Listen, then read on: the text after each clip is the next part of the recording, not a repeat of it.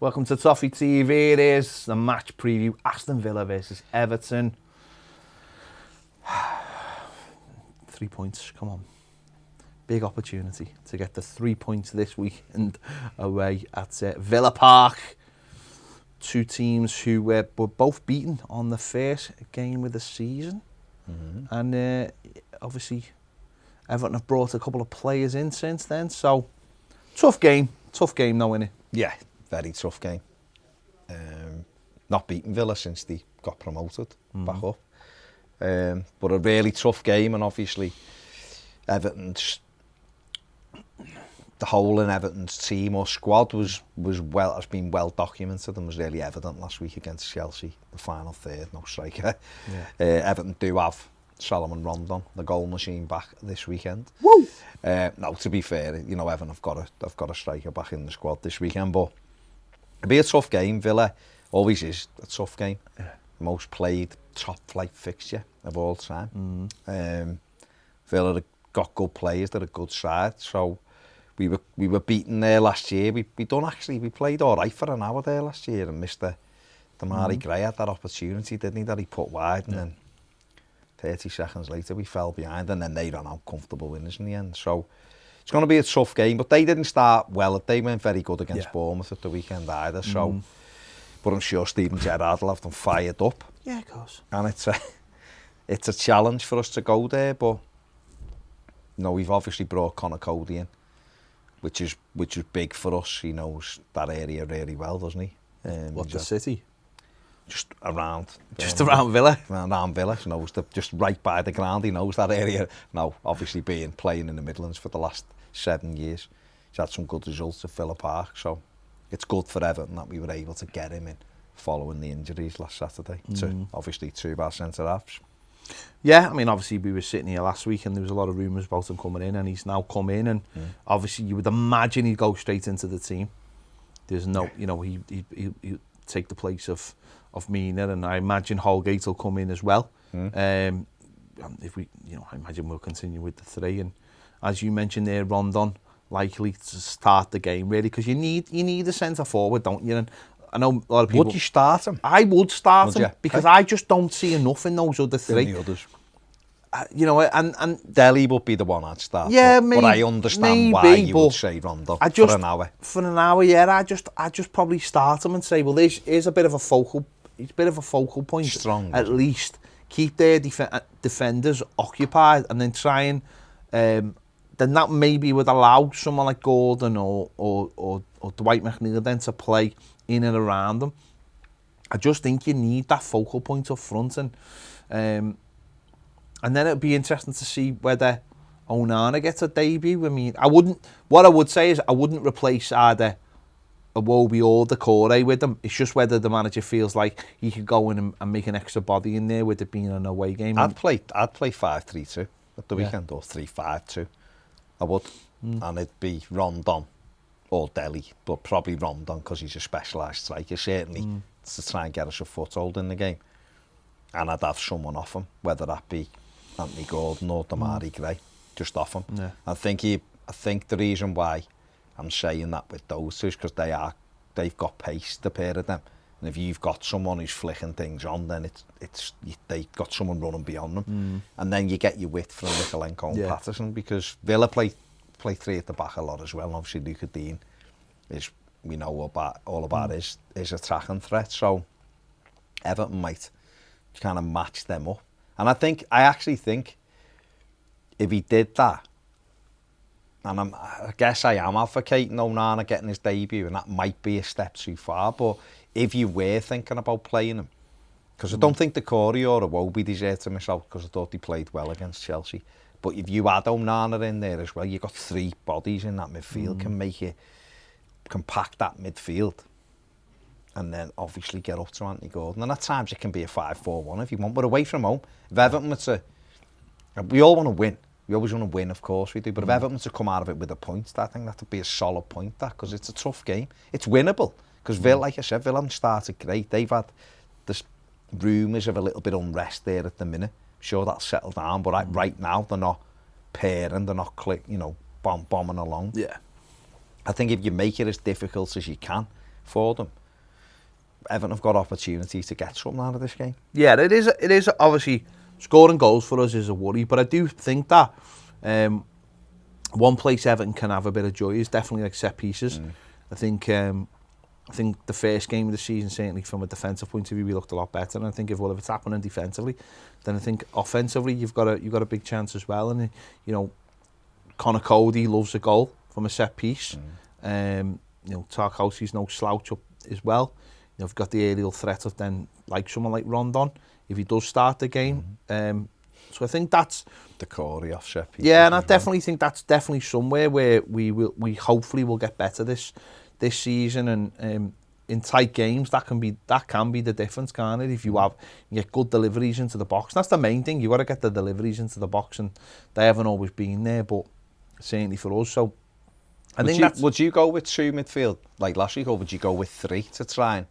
I don't know. Ultimately, because I don't know what condition Onana's in, and I don't know whether he's ready to start. Manager, you know, he might have had nearly 4 weeks training, and the manager might look at him and think, yeah, he can go straight in and with another 2. Because ultimately, Iwobi's not a defensive midfielder, is he? No. He's someone who's going to try and pick up the ball and try and break him. Don't get me wrong, he's going to do the other side of the game as well. It's just that he's not someone who I think is going to break up play and then move forward with it. And that's going to be tougher away from home because obviously they're going to have a lot more possession. So we are going to try and, I imagine, play on the counter-attack. And he's got to... listen, if he's got more options, then that's a great thing. The more options, the better. So we'll have to wait and see what he does with that. But let's just have a look at Villa's team from last week. Yeah, so there you go. I mean, he went to 4 at the back last week, didn't he? Mings was out, and there's been stuff around him. Although I was seeing something today saying he's on a race against time to be fit, so I don't know what that is. But they have Martinez, obviously very good goalie.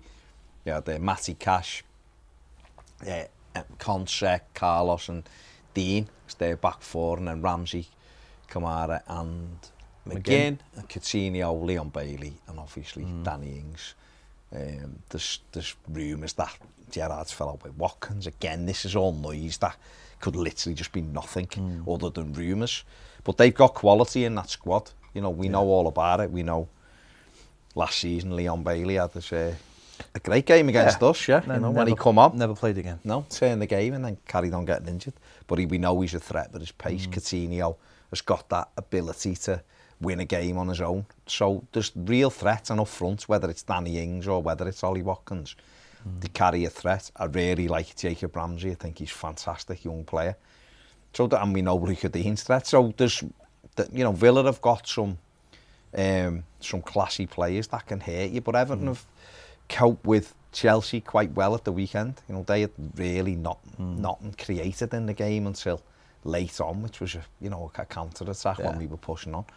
And we have to have that kind of performance again. We have to be taking the sting out the game early on. What's funny is you go up against a team like Villa, and obviously they're playing at home, and they do have a proper striker, and that's Chelsea didn't really, but Chelsea didn't play with a proper striker, and that's where we were able to nullify them, and it'll be a different test. But of course, with Connor Cody going in there, he's obviously no stranger to the Premier League, so we'd be well aware of that threat. So it's we'll be a different test, but of course it's going to be a different back 3 basically as well. I thought Holgate did well when he came on last week. I thought, and he will be that little bit extra pace than the other 2. And so if we can make sure we don't give anything away cheap, because I felt like last season a couple of the goals we give away, the one from the corner, an own goal by Dean just straight away, those kind of things we can all stop. All 3 goals were poor, mate. That's what I mean. No, that's what I'm saying. The third goal, Leon Bailey had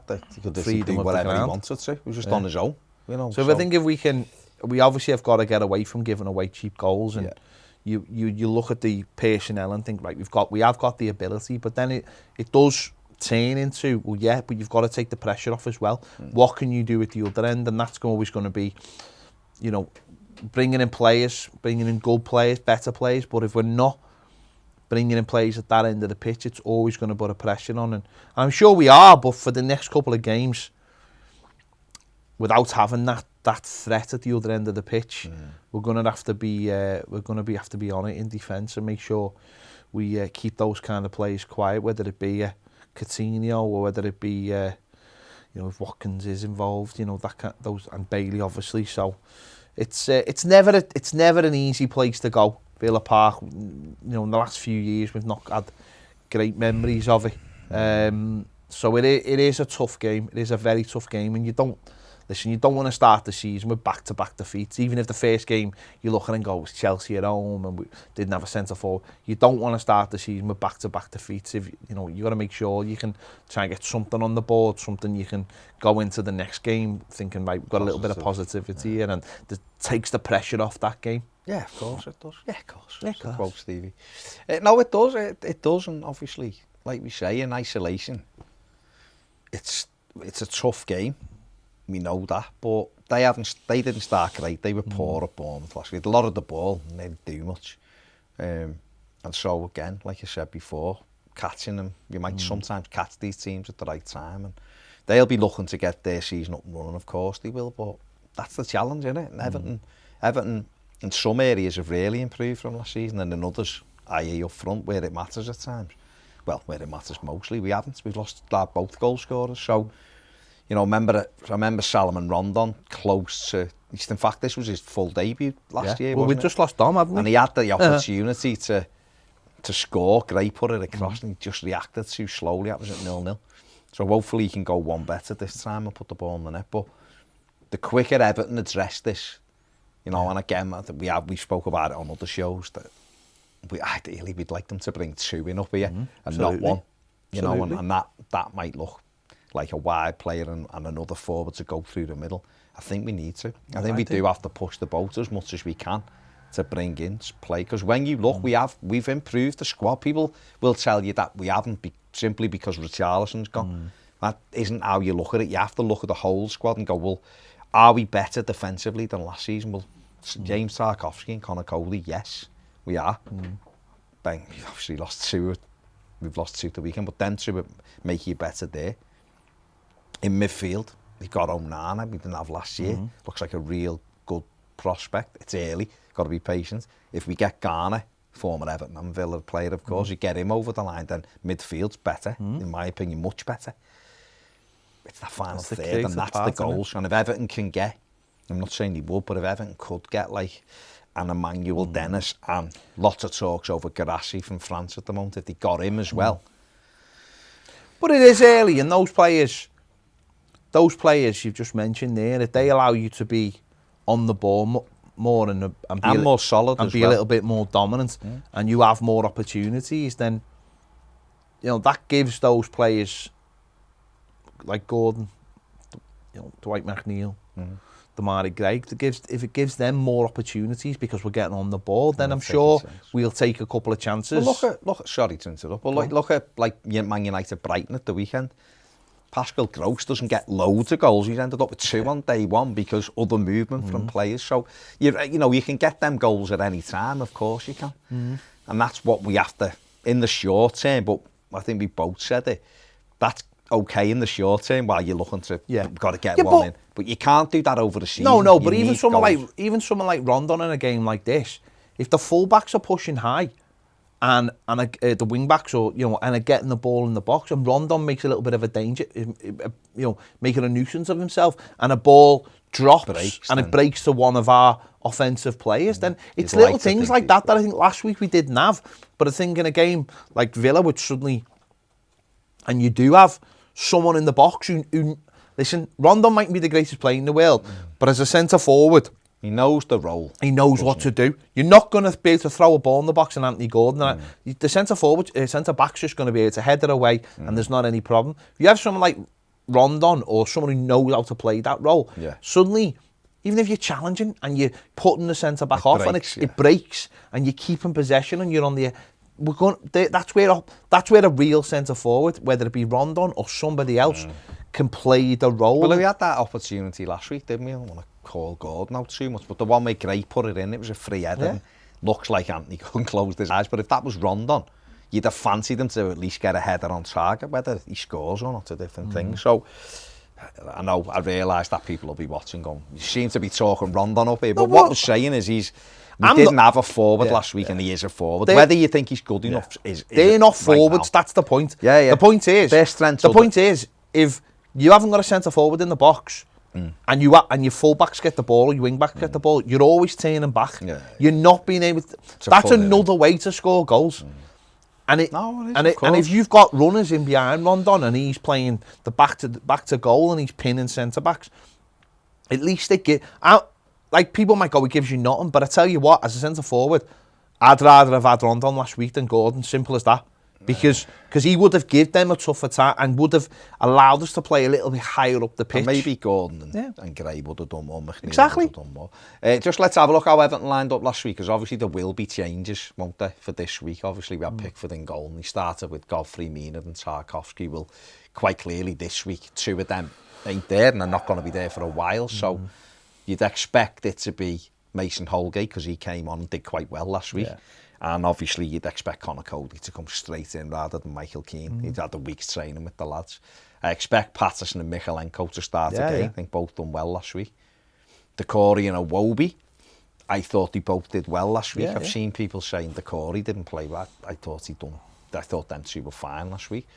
And then obviously we had Dwight McNeil off the right, Damari Gray and Anthony Gordon. So if Rondon is to come in, who do we, and Frank Lampard does keep that two in midfield. Say Onana's just on the bench and he does keep the two in midfield, which would be them two, I imagine. Yeah. There's no one else really at the moment, is there, who are going to start? Do you someone out the front three are going to drop out? I think it would either be Gordon or Damari Gray. Do you? Yeah, I do, yeah. And I think you've got then maybe a bit more of an impact player coming off the bench. And I think because Dwight McNeil's so left-footed, and because and I think he's going to keep his place. Whereas I think the other two are a little bit more. Why do you think Dwight McNeil?